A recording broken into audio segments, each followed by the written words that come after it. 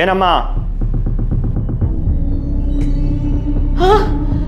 ಯಾರು ನೀವು?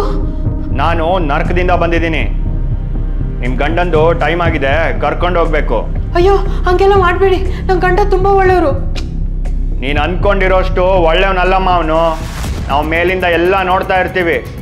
ಕಾಲೇಜಲ್ಲಿ ಏನು ಮಾಡ್ದ, ಕೆಲ್ಸಕ್ಕೆ ಹೋಗ್ತಾ ಏನು ಮಾಡ್ದ, ಇಂಥವ್ರ ಮನೆಗೆ ಹೋದಾಗ ಏನು ಮಾಡ್ದ, ನಮಗೆಲ್ಲ ಗೊತ್ತು. ಹೇಳಿದ್ರೆ ನೀನು ಡಿವೋರ್ಸ್ ಆಗಿಬಿಡುತ್ತೆ. ಯಾರ ಹತ್ರ ಮಾತಾಡ್ತಿದ್ಯೆ? ಅಯ್ಯೋ ಸಾರ್, ನಿಮ್ಮ ಬಗ್ಗೆನೇ ಮಾತಾಡ್ತಾ ಇದ್ವಿ. 100 ವರ್ಷ ಆಯಸ್ಸು ನಿಮಗೆ, 100 ವರ್ಷ ಆಯಸ್ಸು ನಿಮಗೆ.